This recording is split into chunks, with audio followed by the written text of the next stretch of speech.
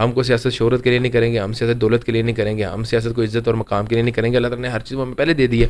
وہ P T I ہے کہ میں سمجھتا کہ وہ بہتر ہے ہمارے ملک کے لیے. اور اگر آپ اس سیاست میں قدم رکھتے ہیں تو اس بات کی کیا گارنٹی ہے کہ آپ بھی عملی اقدام کریں گے؟ ایسے بندے کو سیاستدان کہتے ہیں جو جس کے اندر چوری چکاری اور فراڈ کا عنصر جو ہے موجود ہو. کیا یہ مسلمہ قانون ہے کہ جب تک آپ سیاست میں نہیں آئیں گے لوگوں کی آپ خدمت نہیں کر سکتے؟ خدا نخواستہ اگر ہمارے نیت میں 1% بھی کھوٹ ہے تو ہم اللہ سے دعا کرتے ہیں اللہ تعالیٰ ہمیں کبھی زندگی میں کوئی مقام ہی نہ عطا کریں. تو کہیں ایسا تو نہیں ہوگا کہ آپ جب سیاست میں آئیں اور آپ کی جو وجہ شہرت قرآن ہے وہ متاثر ہو جائے؟ نہیں تو کیا آپ یہ قانون پاس کرنا چاہتے ہیں کہ اسمبلیوں میں قرآن پڑھا جائے, یا کوئی واقعی آپ عملی سیاست میں آنا چاہتے ہیں؟ سوشل سٹوریز چینل کو سبسکرائب کیجئے اور ساتھ بیل آئیکن کو دبا دیجئے تاکہ ہماری ہر آنے والی تمام ویڈیوز سے آپ باخبر رہ سکیں. السلام علیکم ناظرین, آپ کا میزبان عابد احمد آپ کی خدمت میں حاضر ہے اور آپ دیکھ رہے ہیں سوشل سٹوریز. ناظرین, آپ جانتے ہیں کہ ڈاکٹر سبیل اکرام صاحب کی جو وجہ شہرت ہے وہ قرآن ہے.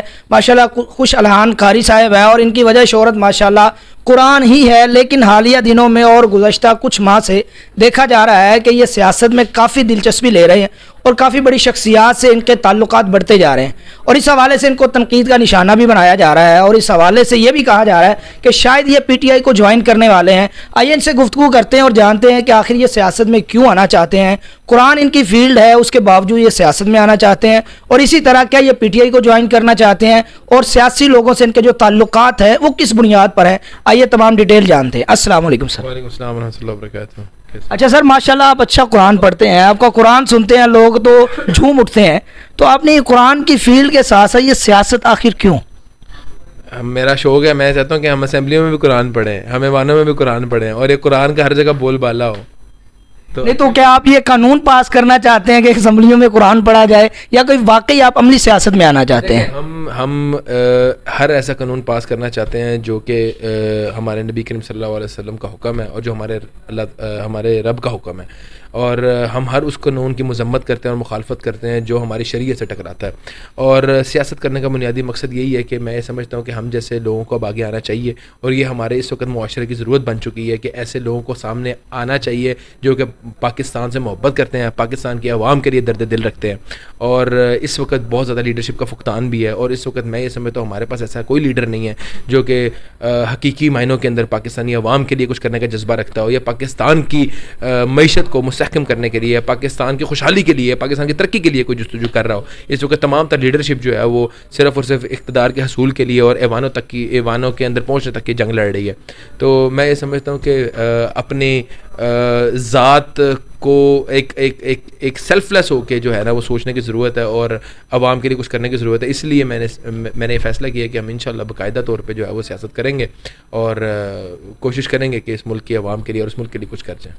کیا یہ مسلمہ قانون ہے کہ جب تک آپ سیاست میں نہیں آئیں گے لوگوں کی آپ خدمت نہیں کر سکتے؟ کیا اس کے علاوہ بھی آپ کوئی ایسا کام کر رہے ہیں کہ جس کی وجہ سے آپ یہ سمجھتے ہیں میں اپنے پاکستانی بھائیوں کے لیے اور اپنے مسلمان بھائیوں کے لیے کوئی ایسا کام کر رہا ہوں کہ میرے مرنے کے بعد وہ صدقہ جاریہ ہوگا؟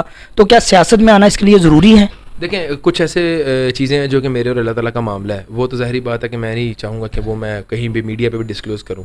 البتہ جو آپ نے بات کہی ہے کہ سیاست کے علاوہ بھی جو کام ہے وہ ہم الحمدللہ تقاضے اپنی استطاعت کے مطابق, اپنی حیثیت کے مطابق پورے کر رہے ہیں, اپنی کوشش کے مطابق. لیکن کچھ چیزیں ایسی ہیں جو کہ جس کے لیے سیاست میں آنے کے لیے بہت زیادہ میں سمجھتا ہوں ضرورت بن جاتی ہے. جیسے فار ایگزامپل ہیلتھ کو میں چینج نہیں کر سکتا, ہیلتھ کا نظام میں چینج نہیں کر سکتا جب تک میں عملی طور پہ سیاست میں نہ ہوں. میں ایجوکیشن کا نظام تب تک بہتر نہیں کر سکتا جب تک میں عملی طور پہ سیاست میں نہ ہوں. میں سیکورٹی کا نظام تب تک بہتر نہیں کر سکتا جب تک میں عملی طور پہ سیاست میں نہ ہوں. میں اکنامیکل کرائسس میں اگر اکنامیکل کرائسس کے حوالے سے اگر میرے پاس کوئی آئیڈیاز ہے, یا فائنینشیل کرائسس کے حوالے سے میرے پاس کوئی آئیڈیاز ہے, میں تب تک امپلیمنٹ نہیں کر سکتا جب تک میں عملی طور پہ سیاست میں نہ ہوں. تو ایسے کئی سینکڑوں چیزیں ہیں جس کے لیے ہم سیاستدانوں کے محتاج ہیں. فار ایگزامپل یہاں پہ تو کسی نے گلی صحیح کروانی ہو تو وہ سیاستدانوں کے در بدر چکر لگاتا ہے. تو میں سمجھتا ہوں ایسے کئی معاملات ہیں نا جو ہمارے اختیار میں نہیں ہیں, تو اس کے لیے سیاست میں آنا ضروری ہے, اور وہ سیاستدان ہی ہمیں پرووائڈ کرتے ہیں. تو کیوں نہ ہم اقتدار میں آئیں اور ہم وہ چیزیں جو ہیں وہ عوام تک پہنچائیں. ان کی میں یہ سمجھتا ہوں آج تک ہر سیاستدان نے امانت میں خیانت کی ہے. جو گرانٹس اس کو ملی ہیں عوام تک پہنچانے کے لیے, اس گرانٹس کے اندر کرپشن کی گئی ہے, اور اعلان کرپشن کی گئی ہے. آج بھی سندھ بدحال ہے, آج بھی پنجاب کا 75% حصہ بدحال ہے, آج بھی KPK کا 90% حصہ بدحال ہے, آج بھی بلوچستان کا 90% حصہ بدحال ہے. ہر ایم این اے کو, ہر ایم پی اے کو گرانٹس ملی ہیں, لیکن کیا ہوا, اس نے ان گرانٹس کے اندر کرپشن کی ہے, اس نے عوام کے حقوق پر ڈاکہ مارا ہے. عوام ٹیکس دے رہی ہے, عوام ٹیکس کیوں دے رہی ہے, ان کو ریلیف ملے, بھرپور عوام کو ٹیکس کے نیچے پیسا گیا ہے, لیکن بدلے کے اندر جو عوام کے حقوق ہیں وہ پورے نہیں ہوئے. اور حقوق کیوں نہیں پورے ہوئے, کیونکہ جو اقتدار کے اندر بیٹھا ہوتا ہے, جس کو عوام نے چنا, اس کو نہ دین کا فہم تھا, نہ اس کو دین کی کوئی نالج تھی, نہ اس کو حقوق العباد کا پتا تھا, اس لیے ان کے حقوق پر ڈاکہ مارا گیا. اگر اس بندے کے اندر درد دل ہوتا, اگر اس بندے کو احساس ہوتا عوام کا, اگر اس بندے کی نیت صرف اور صرف ڈیلیور کرنے کی ہوتی, اگر اس کو ملک سے محبت ہوتی, اگر اس کو عوام سے محبت ہوتی, اگر اس کو لالچ یہ نہ ہوتا کہ اس نے پیسہ کمانا ہے, اگر اس کو اپنے کالے دھن کو سفید نہ کرنا ہوتا, یا اس نے اپنے کرپشن کے چارجز کو ختم نہ کرنا ہوتا, اس کا سیاست میں آنے کا مقصد صرف اور صرف دولت کا حصول نہ ہوتا, تو میں یہ سمجھتا ہوں کہ یہ چیزیں ایسے نہ ہوتی, ملک اس وقت اس جگہ پہ نہ کھڑا ہوتا جس نہج پہ یا جس جگہ پہ آج کھڑا ہوا ہے. ہمارے ہاں جو بندہ دغا بازی کرتا ہے, فراڈ کرتا ہے, ہم کہتے ہیں یار بندہ بڑا سیاسی ہے, تو کیا یہ سیاست ایسی ہے آج کے دور میں, اور اگر آپ اس سیاست میں قدم رکھتے ہیں تو اس بات کی کیا گارنٹی ہے کہ آپ بھی عملی اقدام کریں گے؟ دیکھیں, میں یہ سمجھتا ہوں بالکل آپ کی بات درست ہے کہ سیاست کے اندر دغا, فریب اور مکاری اور جھوٹ بہت زیادہ جو ہے وہ کامن ہے, اور ایسے بندے کو سیاستدان کہتے ہیں جو جس کے اندر چوری چکاری اور فراڈ کا عنصر جو ہے موجود ہو. تو میں یہ سمجھتا ہوں کہ اللہ کا بڑا احسان ہے کہ اللہ تعالیٰ کا دیا ہمارے پاس سب کچھ ہے. ہم کو سیاست شہرت کے لیے نہیں کریں گے, ہم سیاست دولت کے لیے نہیں کریں گے, ہم سیاست کو عزت اور مقام کے لیے نہیں کریں گے. اللہ تعالیٰ نے ہر چیز ہمیں پہلے دے دی ہے. ہمارا سیاست کا صرف مقصد ہی صرف عوام کی خدمت کرنا ہے اور ملک پاکستان کی کوئی بہتری کرنا ہے, اس کے علاوہ ہمارا کوئی مقصد نہیں ہے. تو میں تو اللہ سے دعا بھی کرتا ہوں, اللہ تعالیٰ جب تک ہم اس ارادے کے اوپر اور اس عزم کے اوپر پختہ ہیں, تب تک ہمیں جو ہے وہ تو جو ہے وہ عزت دیں, اور تب تک ہمیں تو جو ہے وہ سیاست کی کامیابی دیں. اگر خدا نہ خواستہ اگر ہمارے نیت میں 1% بھی کھوٹ ہے تو ہم اللہ سے دعا کرتے ہیں اللہ تعالیٰ ہمیں کبھی زندگی میں کوئی مقام ہی نہ عطا کریں. تو ہم یہ دعا کر سکتے ہیں اللہ تعالیٰ سے کہ ہمیں اپنے ارادوں پہ پختہ رکھیں. آپ کے پی ٹی آئی سے کافی تعلقات بڑھ چکے ہیں, عمران خان صاحب سے ملاقاتیں ہیں اور دیگر لوگوں سے ملاقاتیں ہیں, ان کے جلسے جلوسوں میں بھی آپ شریک ہوتے ہیں, تو کیا آپ پی ٹی آئی جوائن کرنا چاہتے ہیں؟ فی الحال جو ہے وہ فیصلہ نہیں ہوا کہ میں نے کون سی پولیٹیکل پارٹی جوائن کرنی ہے. میرے الحمدللہ تمام تر پولیٹیکل پارٹیز کے لیڈران سے جو ہے بڑے اچھے مراسم ہیں, اور میری ان سے ملاقاتیں بھی ہوتی ہیں, آئے دن ہوتی ہیں.